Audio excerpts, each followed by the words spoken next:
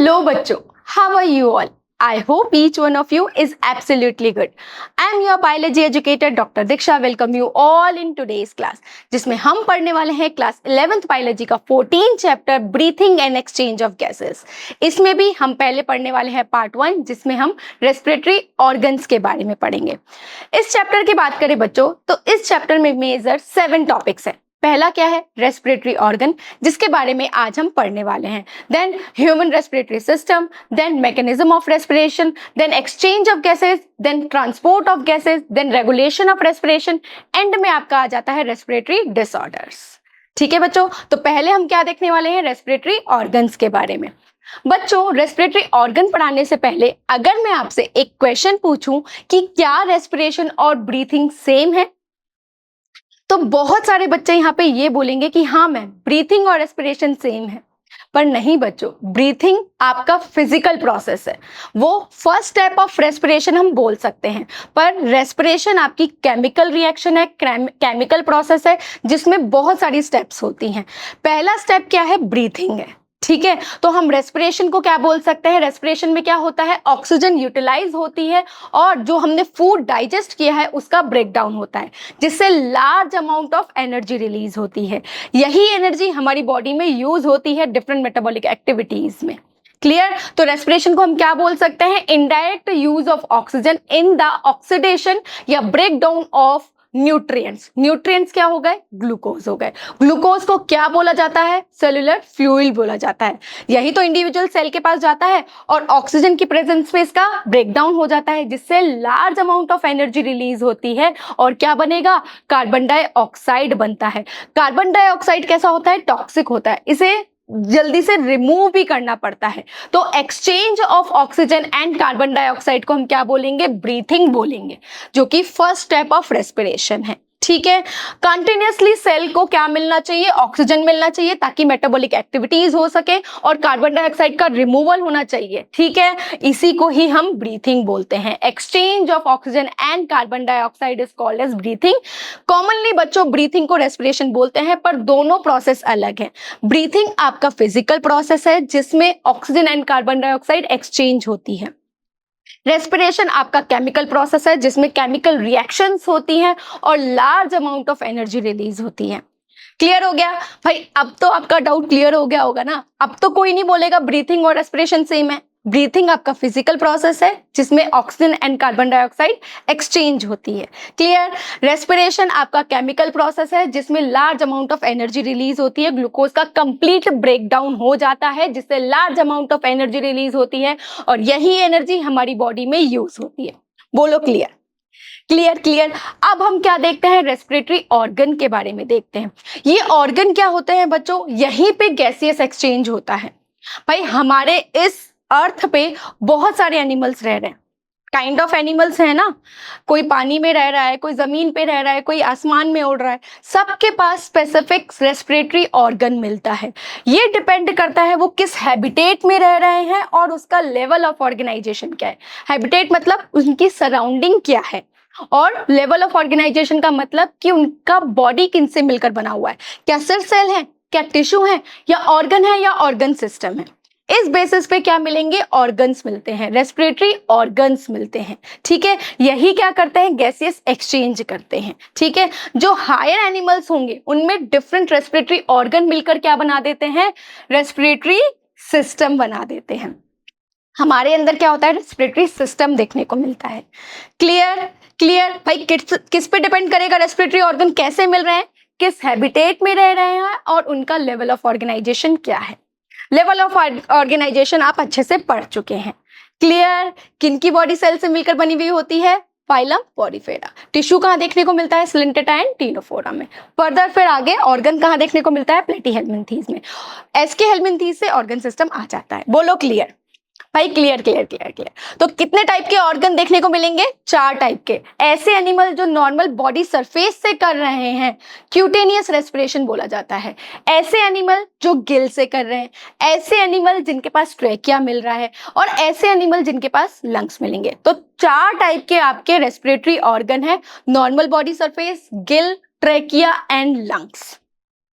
जो normal body surface से करते हैं उसे क्यूटेनियस रेस्पिरेशन बोला जाता है। जिनके पास ट्रेकियल सिस्टम मिलता है, ये भी मैं आपको बता चुकी हूँ, फाइलम आर्थ्रोपोडा से ट्रेकियल सिस्टम मिलना स्टार्ट हो जाता है। गिल्स कहाँ मिलेंगे? जितने भी पानी में रहने वाले एक्वेटिक एनिमल होंगे उनके पास गिल्स देखने को मिलते हैं। मिलते हैं कि नहीं मिलते? भाई इतना तो सबको क्लियर होगा। जितने भी टेरेस्ट्रियल एनिमल्स हैं उनके पास लंग्स देखने को मिलते हैं। क्लियर? क्लियर। तो पढ़े अच्छे से इनके बारे में। तो पहला आपका क्या है? नॉर्मल बॉडी सरफेस से। नॉर्मल बॉडी सरफेस यानी ऐसे एनिमल जो बॉडी सरफेस से रेस्पिरेशन करते हैं by the process of diffusion.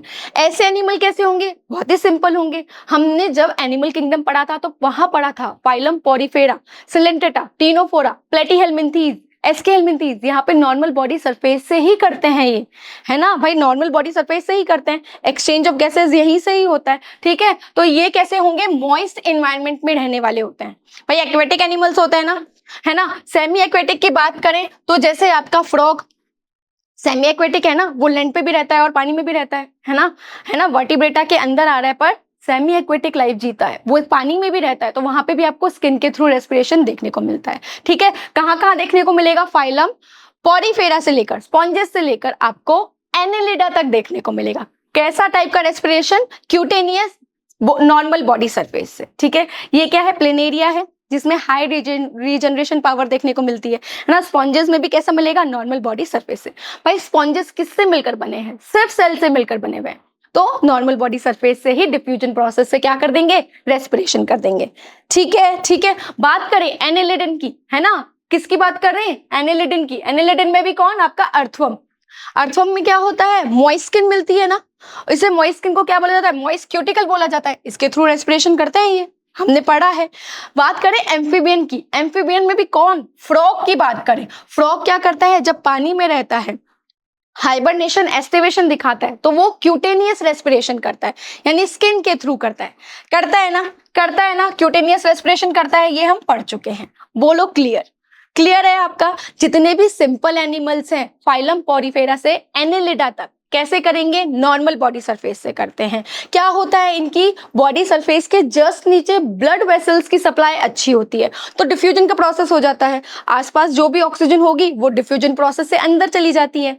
Diffusion क्या है? किसी भी मॉलिक्यूल का हाई कंसंट्रेशन से लो कंसंट्रेशन की तरफ मूव, है ना। तो ऑक्सीजन क्या होगी? डिफ्यूजन से अंदर चली जाएगी। अंदर बॉडी में क्या बन रहा है? कार्बन डाइऑक्साइड, और वही डिफ्यूजन के थ्रू बाहर निकल जाएगी।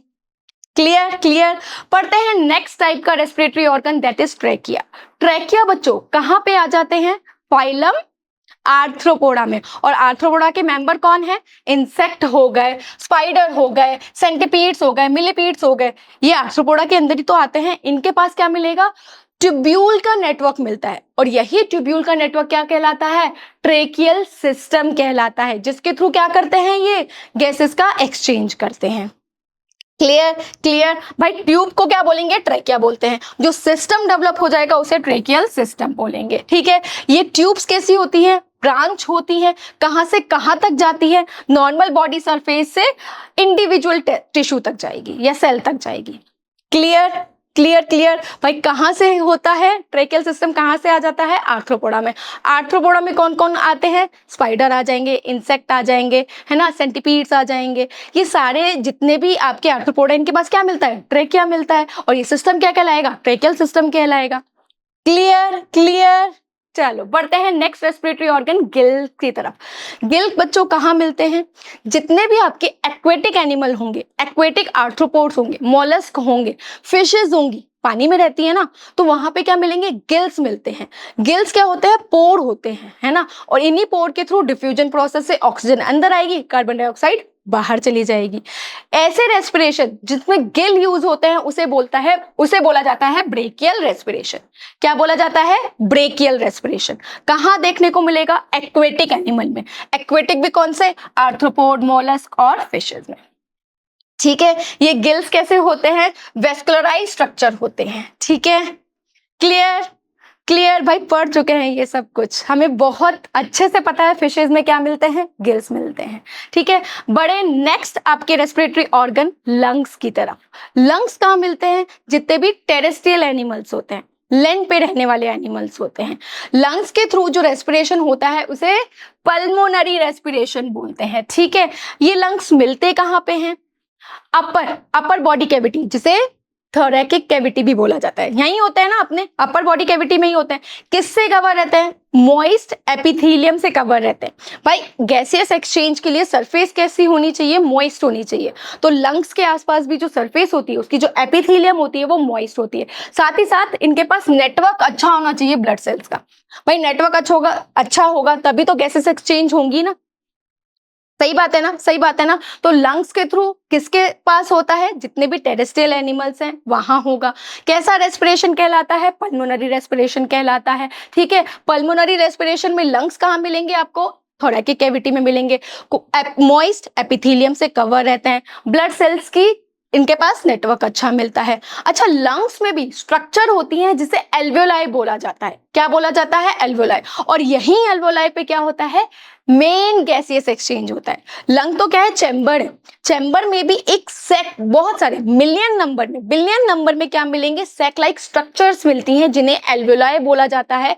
और इन्हीं एल्वियोलाई में क्या होगा? गैसियस एक्सचेंज देखने को मिलता है। ठीक है, ये एल्वियोलाई क्या करेंगी? मेन रेस्पिरेटरी सरफेस प्रोवाइड करती हैं जहां पे गैसियस एक्सचेंज होता है। दिख रहा है आपको? बहुत सारे नंबर में होती हैं। ठीक है, तो अच्छा खासा ऑक्सीजन हमें मिल जाता है और ऑक्सीजन इंडिविजुअल सेल के पास पहुंच जाता है। किसके थ्रू? ब्लड के थ्रू। भाई लंग्स में तो ऑक्सीजन आ गई, अब ऑर्गन के पास भी तो जाने हैं। कहां से जाएंगे? ब्लड के थ्रू।